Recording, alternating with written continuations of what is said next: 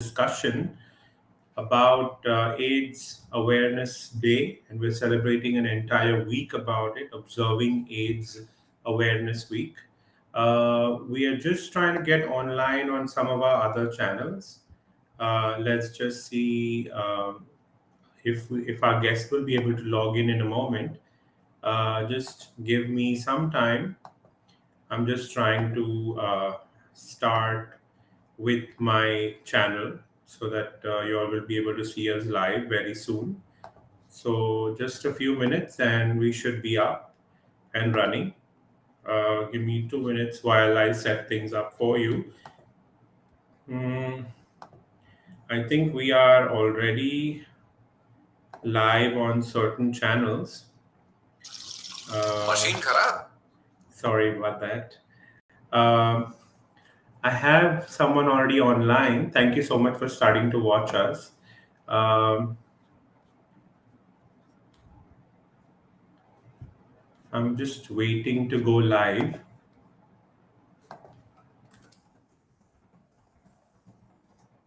Just checking on something, guys. Yay! So we have our guest available for me to join. I'm sorry, I'm getting used to this application myself. Uh, let's just start with our conversation. I'm going to have our next guest online and then he will talk about himself very soon. Thank you so much for logging in, Raj. It's wonderful to see you, and you're logging in through YouTube, which means that it's working. Thank you for letting me know. It's the first time we're trying this. So, thank you again for joining. Let me bring my guest in. I think we're all set. And here we go. Hello. Hi. How are you? I'm Fine, guessing thank you. How are everybody you? will be able to hear us. Thank you so much for joining in. So we have Devesh Khatu here, and he is our guest who is going to be talking about himself and his journey. So welcome aboard, Devesh. Thank you so much for giving us the time to do this special event with you. And so yes, go ahead. So I'm Devesh Khatu. I am currently living in Mumbai. I'm 52 and a gay man. And thank you for inviting me here for this special program on World AIDS Day. I am here to talk a little bit about my story about living with HIV. So hopefully you will find this useful and interesting and helpful to some people who are tuning in. Right. So before we begin, we want to know a bit more about you and what you do. How old are you, and about all about your life. Maybe in brief, you can tell us a bit about you. Sure. So as I said, I'm 52 and I'm living in Mumbai right now. Although I grew up in Mumbai and Pune, but I lived most of my adult life in the US. So after Mhm. getting my BTech in from IIT Bombay in 1990, I moved to the US first for graduate school and then to work there. And I was there for the most part of the last 30 or so years. Um, Working in different careers, starting in software and then in the nonprofit sector for a few years, as well as trading stocks and options in the US stock markets. But in my last job, which is at IIT Bombay Alumni Association, right here, I moved back here actually in July of 2019 to take up this job, and where I'm sort of uh, ma- managing the association's activities and events, and including connecting our alumni together in mostly in India, but also worldwide. Right. Okay. So, well, thank you so much for letting us know about this.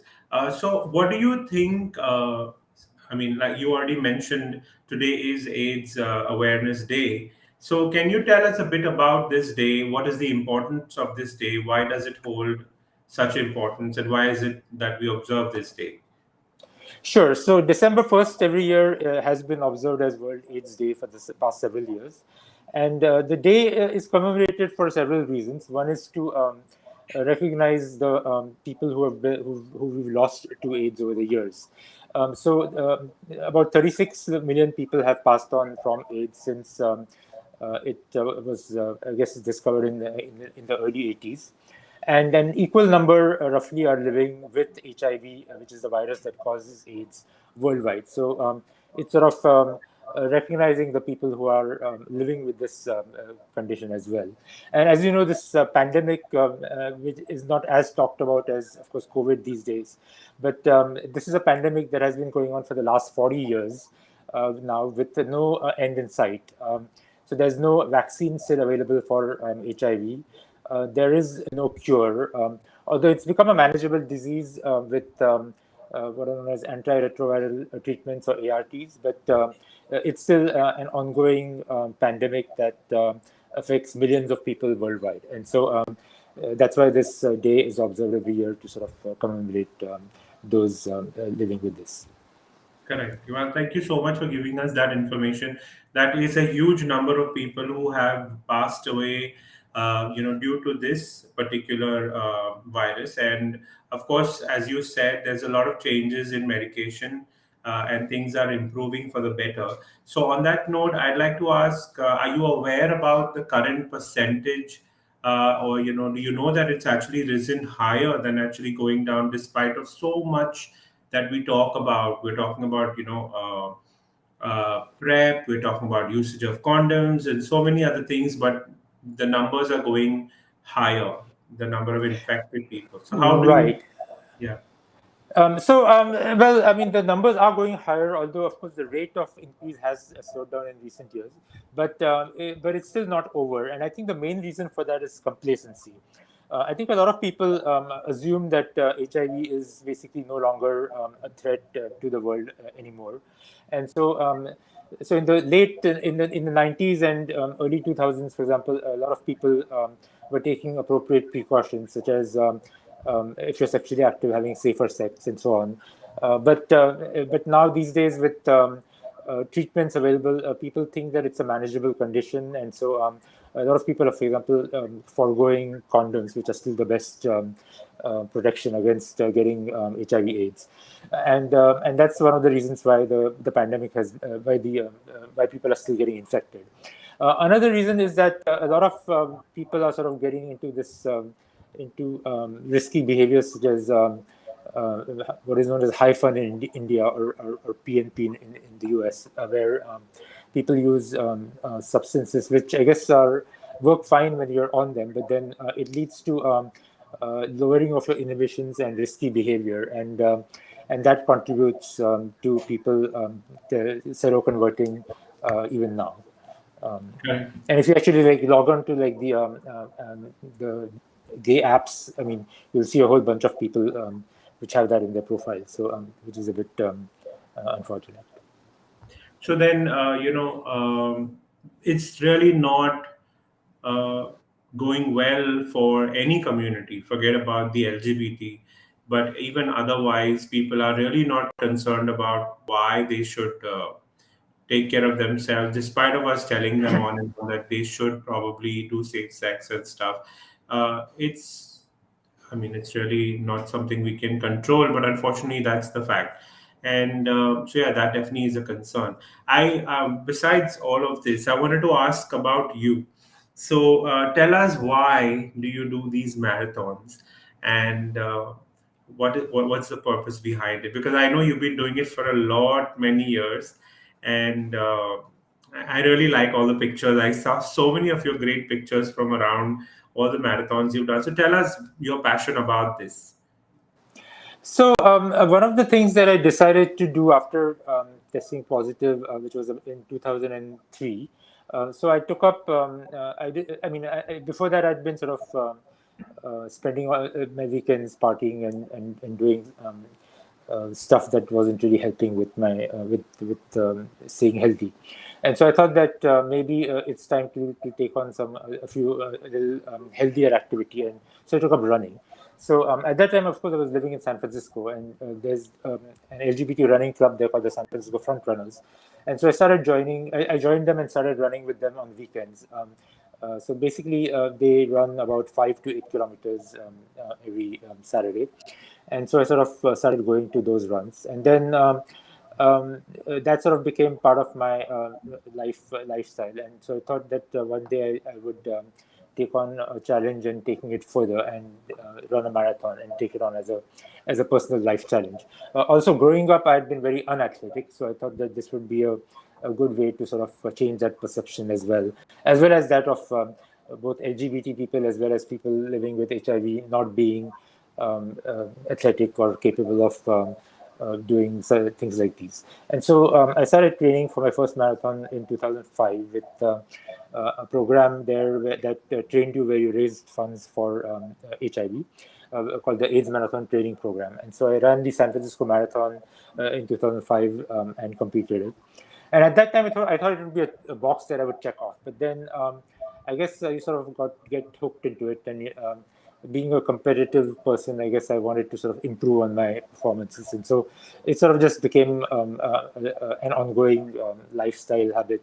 And the other thing that I enjoyed with the marathons is that I mean, I also like traveling, and so it was an excuse to sort of go around to different cities and even countries and run marathons in those places, and use it as an excuse to travel and see the world. Correct, correct. Well, I'm sure. I mean, I have seen so many pictures of you traveling abroad. How many countries have you visited? A few years ago, actually, I had set myself a couple of life goals, and those were the two life goals that I set myself were to run 100 marathons before I turned 50 and visit 50 countries before I turned 50. And so I did achieve those goals a few weeks before my 50th birthday, a couple of years ago. And so it's been about 52 countries so far and 118 marathons to date. So. Wow, that's amazing. So, tell us about living with HIV. That's like the real reason for us coming online today. So you said since 2003, you knew that you were HIV positive. There are lots of people who say a lot of things they don't know, like lots of myths and misunderstandings. What do you want to tell these people and about your life living with HIV? Sure. So one of the first things that you should do if you contract HIV is to get on what are known as the ART or antiretroviral therapy medications, which is usually a combination of various drugs. So usually three drug combination. And these Hmm. days, most in earlier times there were used to be several pills that you had to take several times a day, but now most of these are a single pill once a day.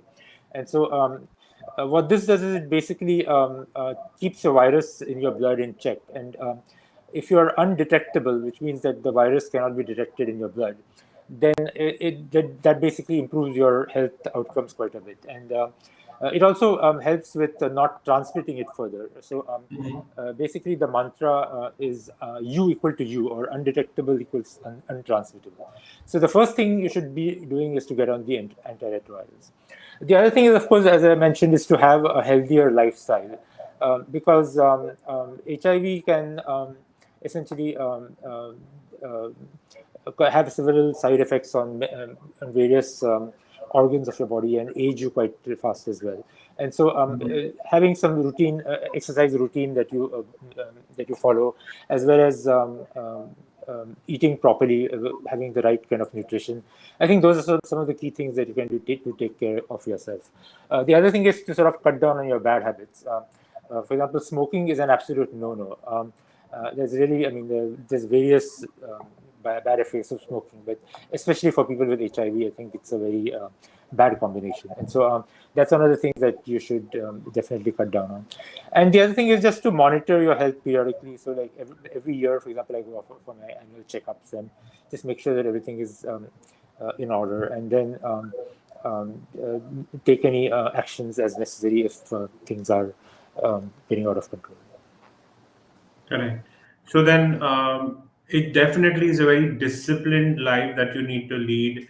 Once you may know that you are HIV positive, you have to make sure you take your medication on time, and there's a particular regime. Is that what you're saying? everybody That has. is correct. Yeah, you do need to take your medications on time. So, for example, if it's a one pill a day, then you need to make sure that you take that pill. So, for me, it's before bedtime. So, the same time, roughly the same time every day. Because if you don't, then what happens is that the virus, obviously, you heard about that with COVID. The virus tends to mutate, and so it can mutate and avoid your body's defenses. And so the medications that you're taking won't work, might not work anymore. And so it's important to like take these medications regularly and on time. And if you do that, then it's sort of it becomes a chronic condition that you can manage, just like say living with diabetes or high blood pressure or something like that. Right, right. But then you've, of course, done a great job with making sure that you maintain a particular regime. And, as you said, you do a lot of marathons. So I'm sure you've already built your life around making sure that health is your priority. So that's something that becomes a part of life. Yeah, and I should say that I mean I've not always been this good. I mean I've had bouts where I've gone through periods of partying and really that I mean while it feels good doing it at the time, it's not good for you long term. And so of course once in a while it's okay perhaps, but you have to like moderate everything and make sure that generally you're following a healthier lifestyle. So, of course, you have to, as you said, you love marathons, and things really have not been pleasant for anybody around the world with COVID. So, how was like COVID for you, and how did it work out in the meanwhile in these 2 years? So COVID, of course, has been a challenge for all of us, as you know. Of course, it has involved making several lifestyle changes. So, for example, travel, of course, has been sort of out of question for the most part for the last year and a half since it started, and so that's cut down on, of course, and then no large events have been happening either. So a lot of marathons basically around the world have been cancelled. The Mumbai Marathon, for example, did not take place this year, and they still haven't announced a date for next year either. So, and that's just one example. So a lot of activities that I used to take part in have sort of not been happening. And then, of course, the other thing is I've also not been meeting people either. So, I mean, before I used to, I mean, meet people on some of the gay apps or in bars or through friends and so on. And that sort of has come to a standstill as well. And so I've pretty much been celibate for the last, over the last, within a year now. And I guess that's okay. I mean, it's not a bad thing to sort of take a break and focus on other things in life, I guess. So, okay, and have you gotten both your vaccinations? Yes, of course. So the getting your vaccinations is the best thing that you can do right now to stay ahead of the curve with COVID. I mean, it's basically just common sense as well as science, and the vaccines do work. I mean, if you do get COVID, your symptoms will be much milder, and you're likely to survive it as opposed to not getting vaccinated. So there's really no reason to get vaccinated, unvaccinated. And if you're concerned that being HIV positive is a barrier to vaccination, actually it's just the other way around, because that sort of counts as a comorbidity, and so actually increases your chances of worse outcome if you get COVID. And so I think it's especially important for people with HIV to get vaccinated and stay ahead of Right. the curve. Because I understand that there was quite a thing, a stir around, do HIV positive patients need to take this vaccine? But I'm thinking, Absolutely, yes, yeah. yeah, so that's definitely a yes for everybody, despite of what your health condition is, unless the doctors say otherwise. For Right. which, Yeah. Of course, consult your doctor just in case there are any possible side effects or combinations. But I mean, for most people, I mean, it's not an issue. I think the vaccines are quite safe and effective, and the HIV is not a barrier to taking them. right. Well, on the note of talking about HIV, there are so many people who, you are out about being HIV positive. You may be receiving a lot of questions. What are the ones which annoy you? What are the ones you really think are valid that a person should ask someone who is positive? And yeah, I mean, which are the funny ones you probably got? Yeah, so there are, I guess people do have a lot of questions. I think a lot of it is because people are not exposed to it, and so they really have no idea what it is like. And so For one thing, I mean, people quite often ask, "Oh, how did you get it?" And I think that question, I mean, while perhaps knowing is important in some cases, it's not really relevant. I think, I mean, a lot of times you don't even know the specific instance when it happened. I mean, it could be a lifestyle that you were pursuing where you were having sex with multiple partners at one point or whatever, and so obviously it might not, it could have happened anywhere. And I think the important thing to know is that, I mean, it's really a matter of taking personal responsibility for actions, for your own actions. So if you're engaging in certain behaviors, you yourself are responsible for them, and not the other person. So I mean, the other person may not even know their status, right? So I mean, they could have transmitted it to you unknowingly. So it's really on you to sort of take care of yourself and be and be responsible for that. So that's one question that I get quite often. So as I said, I think the best answer is that it's really not relevant. The other thing is that people sometimes express sympathy, which, I mean, I guess they're doing it in a nice way, but I mean, that's really not necessary because I mean, it's like, I mean, if somebody tells you they have a high blood pressure or diabetes, I mean, you don't like express sympathy with them, right? I mean, it's sort of like living with any other condition that I mean, things happen, and you just um, continuing with life as just one of the things that one of the factors in your life, and it's not really that big of a deal anymore. Some of the other issues are, of course, some people ask if I mean, some people are not willing to date HIV positive people, which I guess is I mean, it's a sort of a valid apprehension that they might have, but it's still it is there, and so that's something that I have to deal with quite often. I also get asked whether I would date somebody who's not of my HIV status, and the answer to that is yes, and there's no reason not to, as long as they're comfortable with it. So, so yeah, so those are some questions that are quite common with being positive, I think. Okay, right. So one of the things that I have heard people say is, as like you mentioned, you don't have to sound like, "Oh, I'm so sorry this happened to you," because it's really not something of a bigger deal like it used to be, and people are living happily with their partners now. And you also mentioned that not everybody is comfortable being in a relationship with someone who may be HIV positive. Can you tell us about the relationships that you've had or you are having? So that's a good question. I wish I could answer that in the affirmative, but I have been single now for the past several years.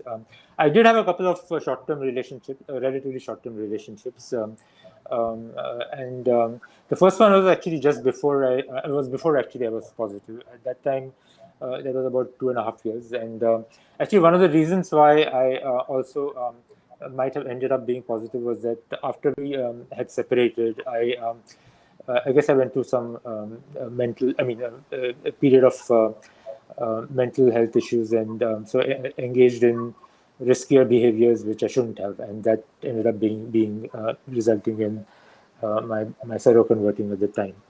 So that was before my seroconversion, and after that I did meet somebody else who was also HIV positive, and so we had a relationship for about 3 years. And But that didn't work out, and since then I've been single. Not because of lack of trying, but it's also, I guess, as you get older, you also get pickier, I think. So that's one of the reasons, and you get set in your ways. So at this point, I think I probably sort of resigned myself to being single all my life, and that's not really too bad either. I mean, you have to just make peace with it and accept it, and live with it. I mean, and of course, I mean, that doesn't mean that I'm not open to a relationship. If it happens, it happens. But it's something that I wouldn't say that I'm sort of desperately trying to seek. Because after all, I mean, being in a bad relationship is actually even worse than being single. And actually, the last relationship I was in, I mean, just wasn't the right person, and so I guess it was kind of the right thing to do once when we decided to part ways. Thank you. Thank you so much for giving us an insight in your personal life like that. I'm sorry to ask you so many questions, and I still Oh, have a that's lot okay. Yeah. more. Oh, I have please do. one Yeah. Yeah. question. Yeah, everybody knows about the LGBTQ community. I have a question about being labeled as a high risk community. What are your thoughts on that? Well, I mean, that is there. I mean, it is a fact that I guess I mean a lot of gay men are quite promiscuous and have sex with multiple partners, and obviously that increases your risk for HIV as well. And there's nothing wrong with that. I mean, it's sort of. I mean, who are you to sort of judge people, right? I mean, after all, even in our ancient epics, we had people. I mean, we had polygamy. We had like I mean, gods who had multiple. Um, I guess who sort of philandered with multiple people, and so I mean, there's nothing to be like ashamed of or anything. It's just a lifestyle choice that people can decide for themselves. At the same time, I also know, especially among the younger generation, I'm seeing that a lot of people are sort of more monogamously oriented, and that's also great. I mean, people are wanting to live with a single partner, and in fact, a lot of people are now even getting children. And so, a lot of my friends in San Francisco, for example, have kids, and they live a lifestyle just like any other heterosexual couple, for example.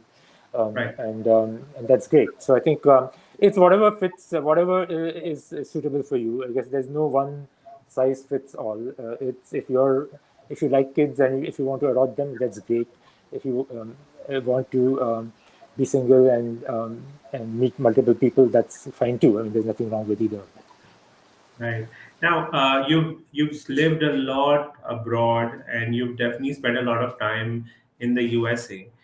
So the question I have is just to understand the two sides of the world. You know, the difference between India and USA, not in a good or a bad way, but on the lines of HIV and AIDS. Do you see India progressing like the way the US has in terms of medication service and stuff like that?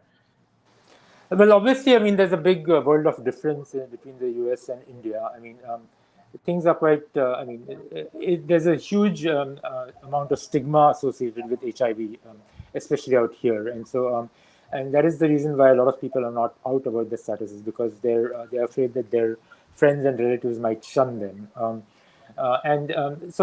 My experience with coming out to friends has been that most of them have been supportive.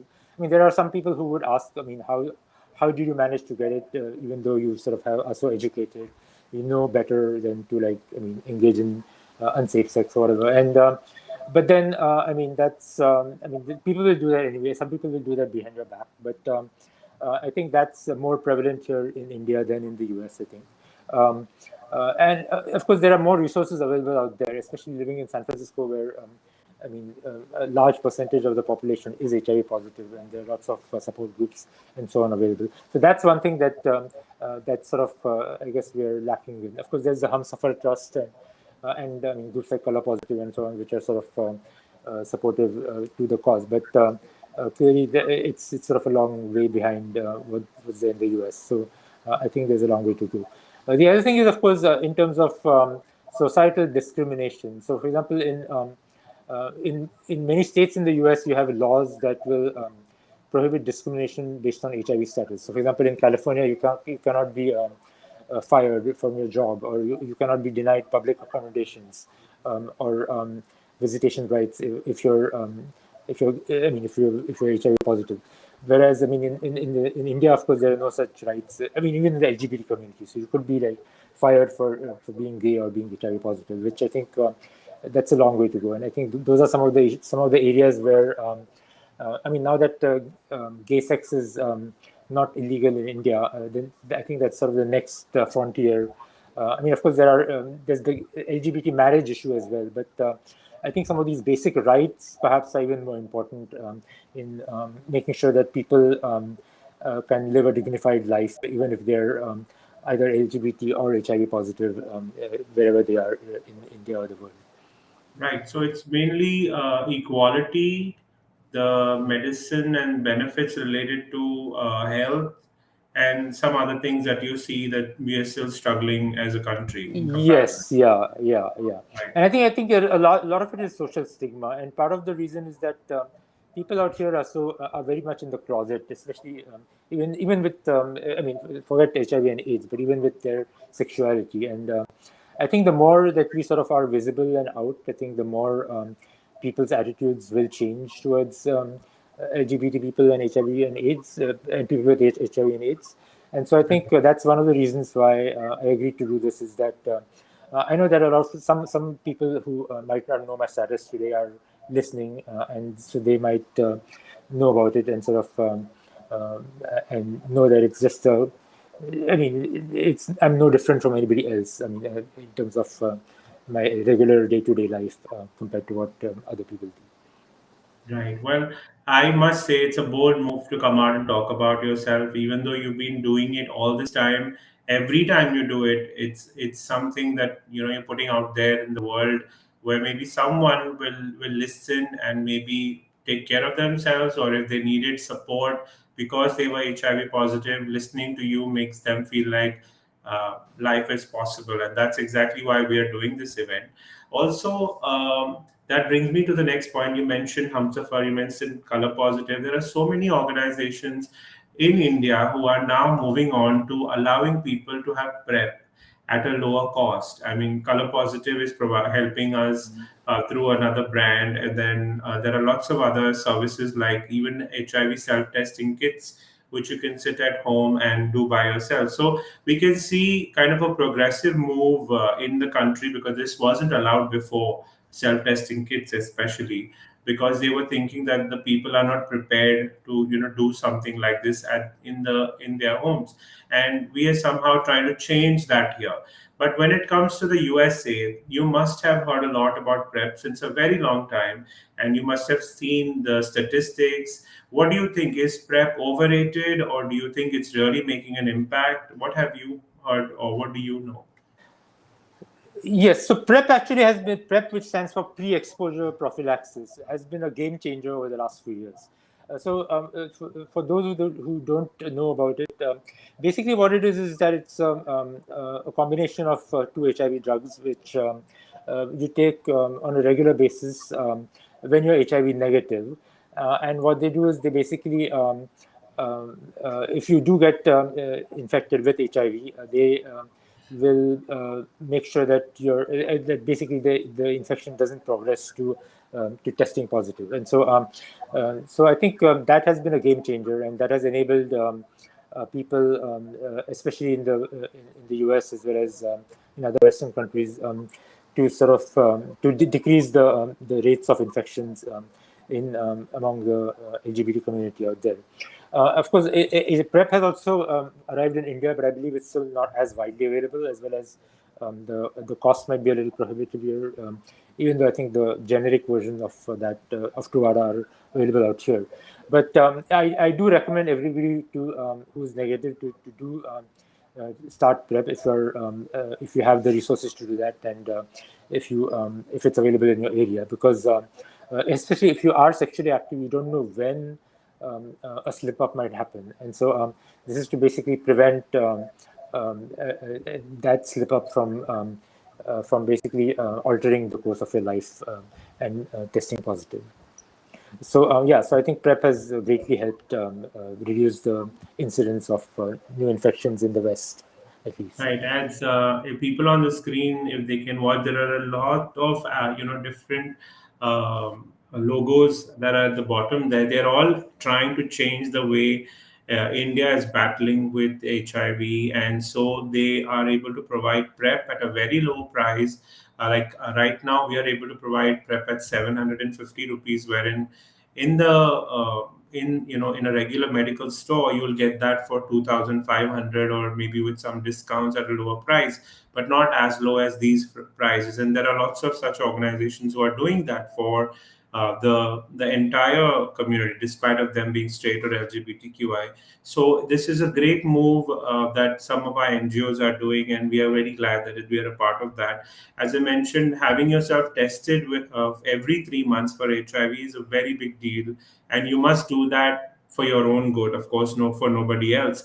And so, if you need a HIV kit from us, you can just go on to Color Positive's website, which is colorpositive.org, and you can book yourself a an HIV self-testing kit, and we will courier it to you. There's no charge for you to receive the courier.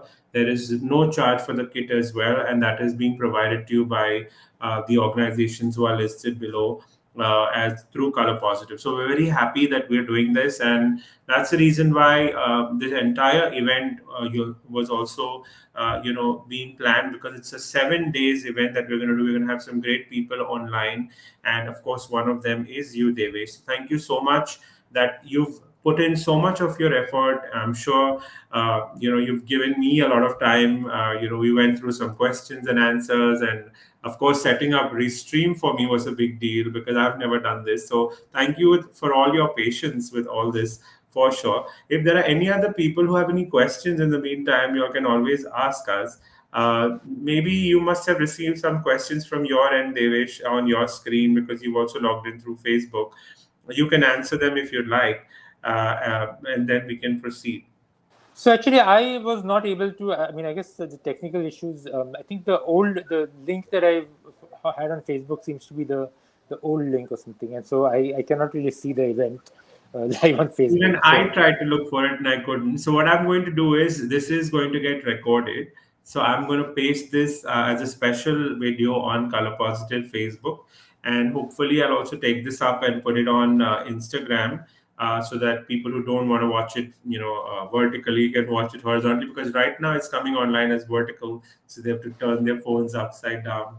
So that's happening. But I'm surely going to have this as recorded and posted for later for viewing. On another few questions, maybe a question or two that I have for you is, uh, what is the one thing you want to tell your younger self, about how life would turn out to be? What is the message you'd want to give yourself?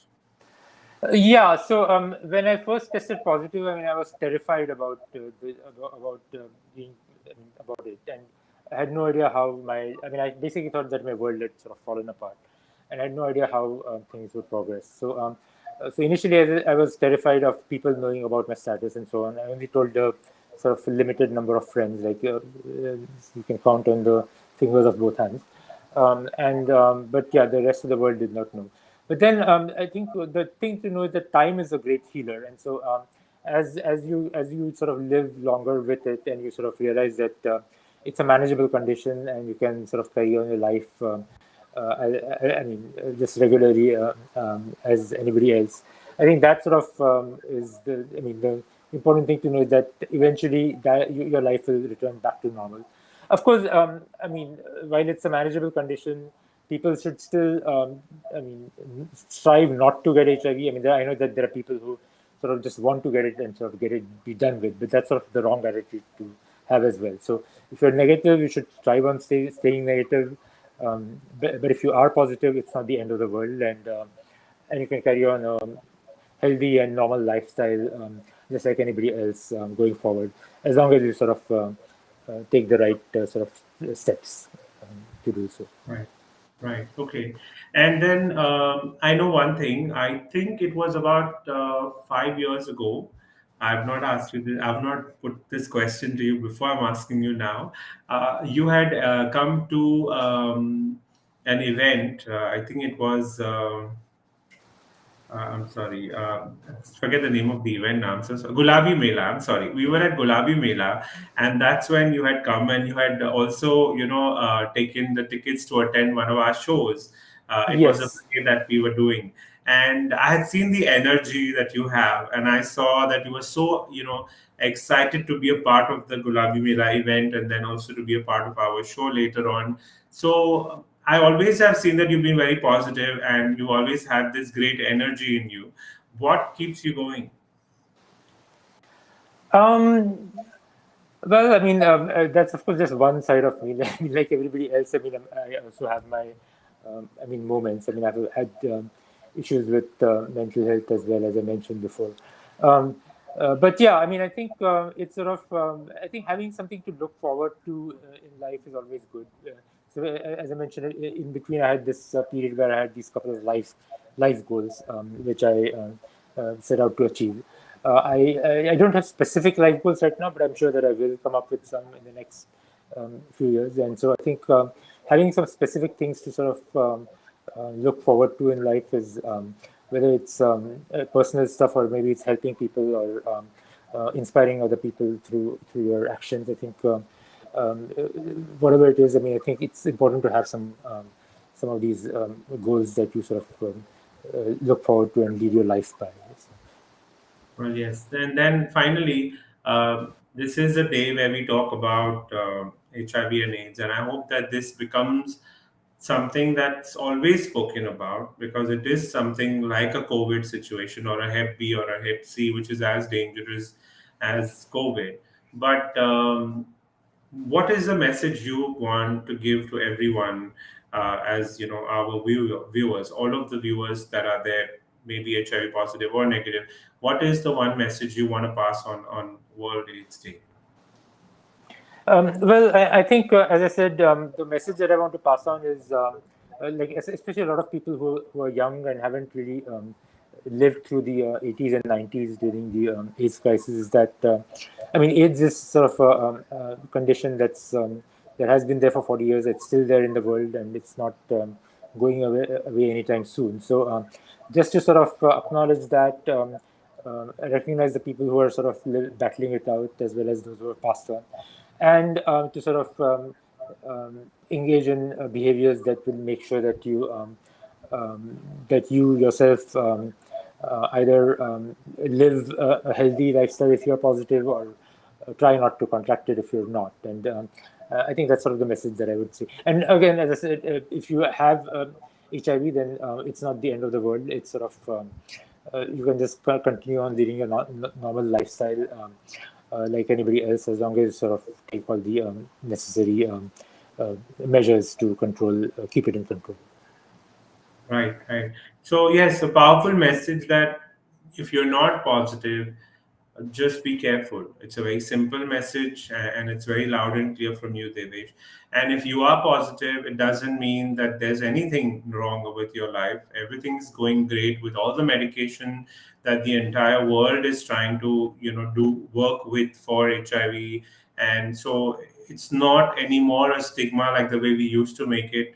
A lot has changed, and if anyone wants to reach out to anyone, even at color positive or Devesh or otherwise, also understand that you being happy is more important than having to fight with HIV. And for that, there are a lot of people there who can help you. If you need support, the government helps you with ART at no cost. There are so many other great benefits. If you need any help, you can always get in touch with anyone at any of the NGOs you know. Otherwise, of course, always contact us and we'll put you through to someone in your city, and things like that. So, on that note, Devesh, I really, really thank you again. It was wonderful to talk to you. I know that this isn't a topic which we can like have a chatty, happy, laughter kind of a conversation, but I know you made it very light and we did talk about a lot of things. So, thank you again, and have a great night. Thank you, Savio, for inviting me. And as you mentioned, if you have any questions, please feel free to reach out to either me or him, and we will try to answer them eventually. Thank you again and good night. See ya. Good night.